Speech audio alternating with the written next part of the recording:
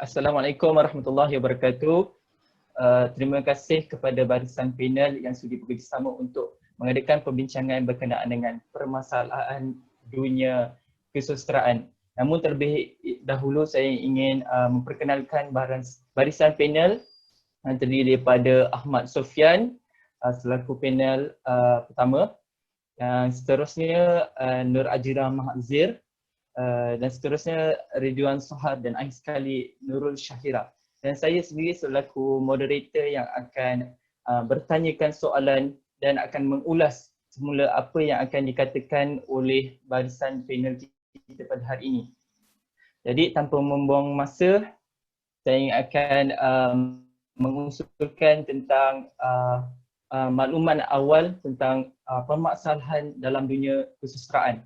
Untuk itu, kehadiran kesusastraan Melayu dalam konteks pendidikan adalah satu usaha murni dalam mendidik masyarakat menghargai dan menghayati nilai-nilai kehidupan.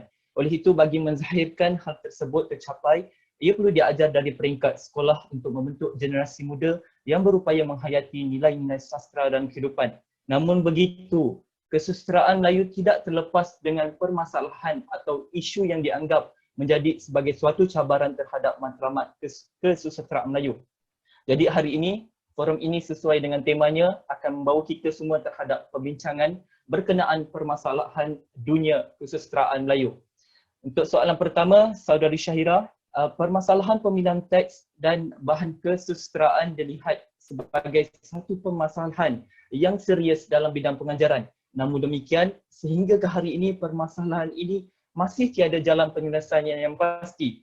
Justru saya ingin menjemput Saudari Syahira untuk ulas sedikit mengenai permasalahan ini. Silakan.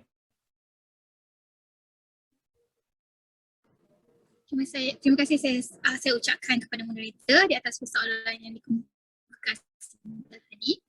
Saya amat tertarik dengan persoalan yang dikemukakan. Hal ini adalah kerana isu berkaitan dengan teks sastra adalah isu yang agak sensitif untuk dibincangkan.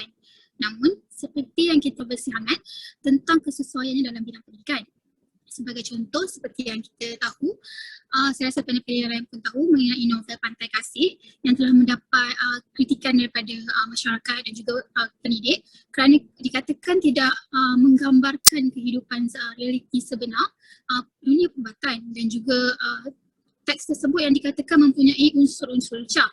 Namun demikian, novel ini tetap digunakan setelah diteliti oleh mesyuarat profesional Kementerian Pendidikan yang memutuskan bahawa novel ini mempunyai elemen kebolehajaran dari aspek keindahan bahasa, kosakata dan tata bahasa yang mampu untuk merangsang pelajar berfikir secara matang dan rasional dalam membuat justifikasi. Dan pada pendapat saya sendiri, teks sastra selain daripada mempunyai bahasa yang indah dan juga nilai-nilai murni, teks sastra juga perlulah bersesuaian dengan hasrat dan matlamat falsafah pendidikan kebangsaan, iaitu untuk melahirkan murid yang seimbang dan harmonis dan juga bersesuaian juga dengan matlamat falsafah kesusastraan Melayu yang bertujuan untuk menjamin minda, rohani dan emosi murid. Seterusnya, bahan kesusastraan juga perlulah menyentuh kepada isu dan polemik semasa dan tidak boleh terus berada pada takut yang lama. Kerana sekiranya berada pada takut yang lama, ini akan menyukarkan sisi perbincangan dengan antara murid. Dan jika teks sastra ini menyentuh isu-isu dan polemik yang ada pada masa kini, ini akan membolehkan perbincangan secara kritis di antara murid dan mereka akan dapat mengaitkannya dengan kehidupan sebenar. Jadi saya rasa permasalahan berkaitan dengan teks sastra ini akan sentiasa muncul kerana ianya berkaitan dengan pemikiran serta pemahaman masyarakat untuk memahami teks sastra tersebut. Jadi ini menjadi tugas seorang guru untuk memastikan bahawa teks sastra ini diajar mengikut keperluan pendidikan dan seterusnya dapat mencapai matlamat falsafah pendidikan negara dan falsafah kesusastraan negara. Itu sahaja daripada saya. Saya kembalikan kepada moderator. Baiklah, terima kasih diucapkan kepada Saudari Syahira. Ulasan yang cukup padat dan amat berguna, khususnya kegunaan dalam pengajaran kesusastraan Melayu di sekolah. Dan sedikit saya merumuskan apa yang Saudari Syahira ulas sebentar tadi. Umum untuk kita ketahui bahawa pemilihan teks dan bahan sastra merupakan komponen yang penting bagi menjadikan sesuatu pengajaran kesusasteraan itu berkesan dan bermakna sama ada dalam konteks PDP ataupun realiti kehidupan sebenar. Dan untuk menjadikan impian tersebut tercapai, bermulalah dari peringkat sekolah, iaitu guru itu sendiri perlu bijak memilih teks dan bahan kesusasteraan yang bersesuaian dengan konteks pengajaran murid. Seterusnya, selain pemilihan teks dan bahan kesusasteraan, pendidikan kesusasteraan sekali lagi tidak juga terlepas dengan permasalahan bagi aspek kesesuaian pemilihan teknik dan aktiviti dalam pengajaran kesusasteraan. Oleh hal demikian, saya mengajukan soalan ini. Pada pendapat saudari Ajirah, adakah teknik dan aktiviti yang berlaku dalam sesi pengajaran dan pembelajaran mampu mempengaruhi akan lunturnya penghayatan kesusasteraan Melayu? Silakan saudari Ajirah. Terima kasih kepada moderator saudara Mustaqim Osman. Saya setuju dengan kenyataan yang telah dilontarkan oleh saudara Mustaqim sebentar tadi. Teknik dan aktiviti dalam PDP memainkan peranan yang sangat penting dalam meningkatkan penguasaan murid terhadap isu pelajaran kesusasteraan Melayu, khususnya terhadap penghayatan sastra itu sendiri. Kegagalan guru menyediakan dan memilih teknik dan aktiviti yang berkesan menjadikan murid tidak menunjukkan minat dan pasif semasa pengajaran dan pembelajaran berlangsung. Situasi ini telah diburukkan lagi dengan pelaksanaan aktiviti yang bersifat tradisional, iaitu kurang berpusatkan kepada murid. Murid-murid juga memperoleh isi kandungan sesuatu karya sastra secara cetek dan abstrak. Seterusnya, sukar untuk mengaitkan isi pelajaran dengan situasi nyata kehidupan murid-murid itu sendiri. Teknik dan aktiviti dalam pengajaran pembelajaran juga hanyalah sekadar membaca teks sastra, menyalin nota dan menghafal nota bagi tujuan peperiksaan. Kandungan dalam karya sastra yang kaya dengan pelbagai nilai dan pengajaran tidak dapat diamati dan dihayati secara mendalam. Kesannya, langkah ini menyuntik rasa bosan dan tidak berminat dengan kesusasteraan Melayu kerana mereka terpaksa membawa banyak maklumat dan fakta untuk dihafal. Jadi itu merupakan pendapat saya berkaitan dengan soalan yang dilontarkan oleh Mustaqim Osman tentang permasalahan dalam teknik dan aktiviti dalam kesusasteraan Melayu.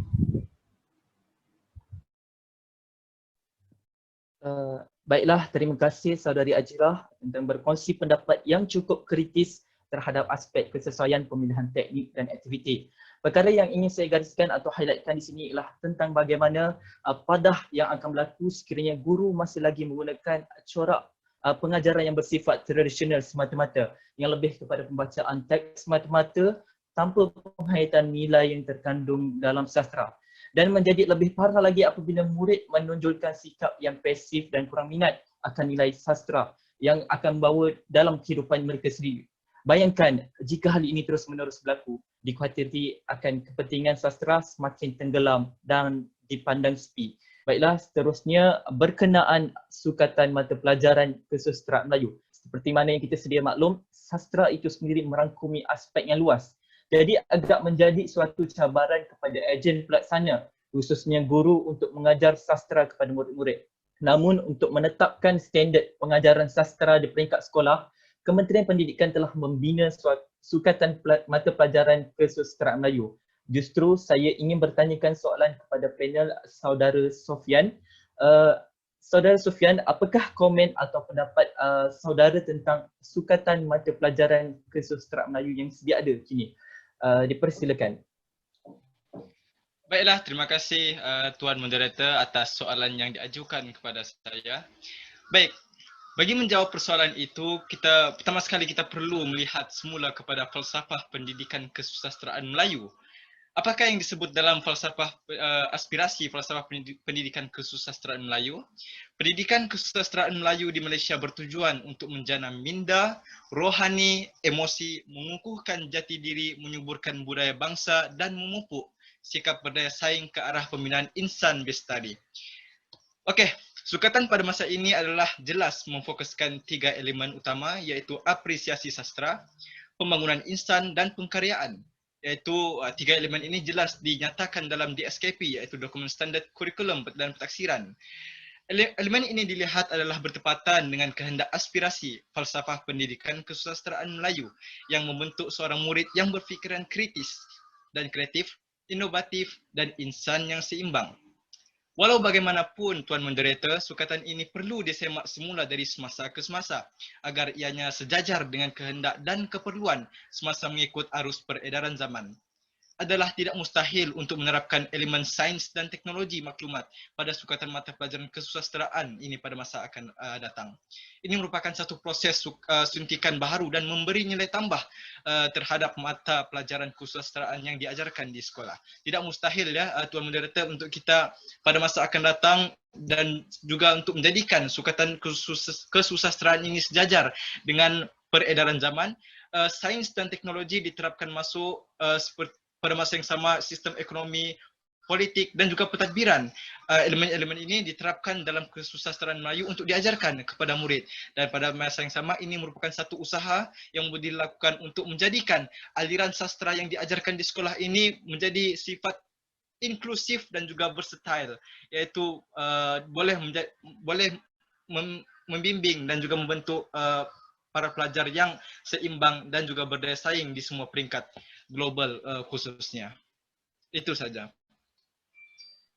Baiklah, terima kasih Saudara Sofian atas penerangan yang banyak memaparkan isi-isi penting untuk kita fikirkan. Saya tertarik dengan penerangan daripada beliau, inklusif dan berkesan, di mana kita dapat lihat penggunaan sastra hari ini, kerajaan ataupun Kementerian Pendidikan itu sendiri telah mengecilkan skop sastra kerana sastra umumnya ialah pengajaran yang luas. Jadi untuk mencapai standard berdasarkan pemikiran, tahap pemikiran murid-murid di sekolah khususnya, kerajaan telah menetapkan kepada 3 elemen utama dalam pengajaran kesusasteraan Melayu, iaitu apresiasi sastra, pembangunan lisan dan pengkaryaan.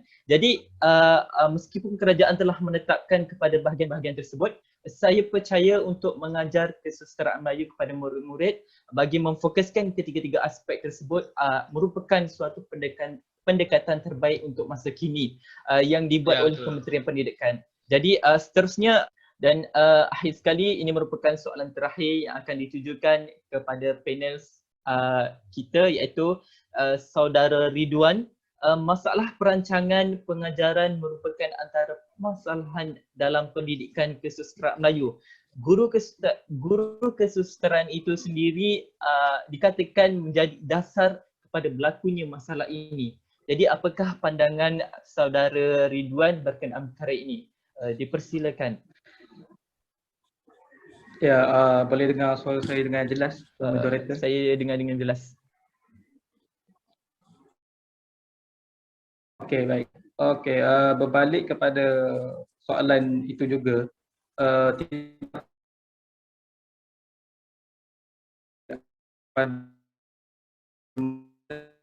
kesusasteraan Melayu itu sendiri adalah guru yang mengajarkan subjek itu. Justifikasi kepada apa yang saya katakan ini adalah terdapat guru kesusasteraan Melayu yang mengabaikan aspek pemilihan, penyesuaian dan penggunaan bahan. Bahan-bahan yang dipilih dan digunakan itu ada di antaranya daripada bahan-bahan yang mudah diperoleh dan tidak terjamin keboleh percayaannya seperti buku-buku ulasan teks dan juga siri buku rujukan yang diterbitkan oleh syarikat penerbitan yang diragui kesahannya. Selain itu, setengah guru yang mengajar sastra tidak mempunyai pengkhususan yang benar-benar khusus dalam subjek kesusasteraan Melayu. Kebanyakan daripada guru-guru ini adalah guru bahasa Melayu yang tidak mempunyai pengetahuan yang mendalam tentang pengajaran kesusasteraan Melayu itu sendiri. Hal ini berlaku kerana kebiasaannya pihak pentadbir di sekolah sering menganggap bahawa seseorang guru bahasa Melayu itu secara tidak langsung juga menguasai subjek kesusasteraan Melayu.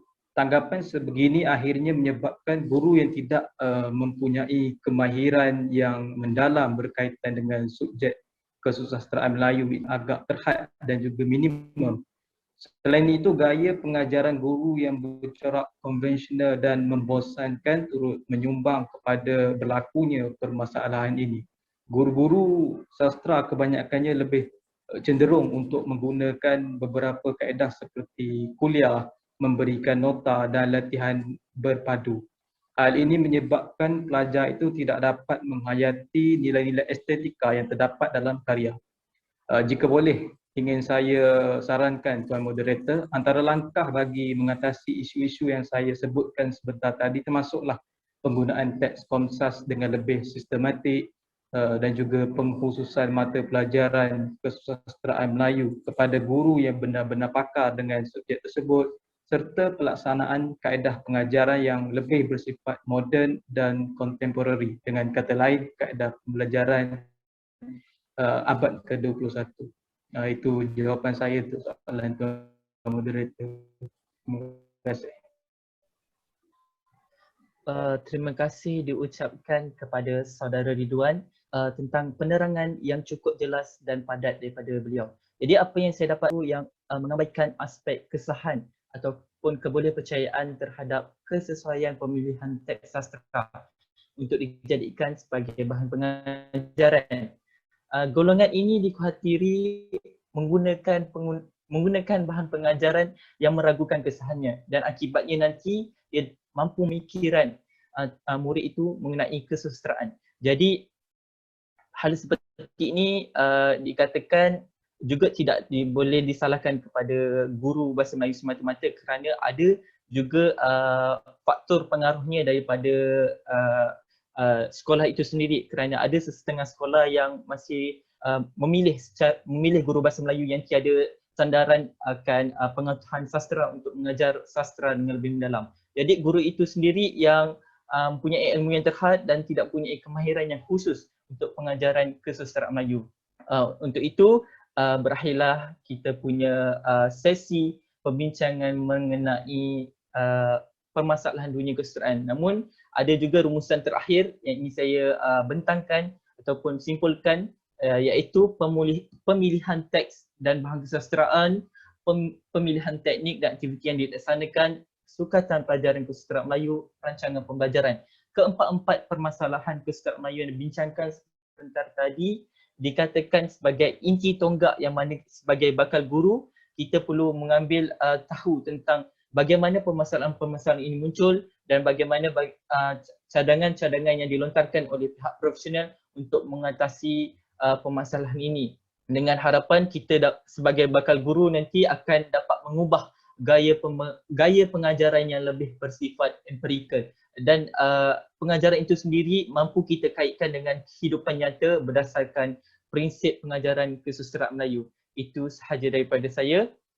Dan saya ucapkan ribuan terima kasih kepada barisan panel kerana sudi bekerjasama untuk berkongsi pendapat dan cadangan tentang permasalahan pembincangan permasalahan dunia kesusastraan.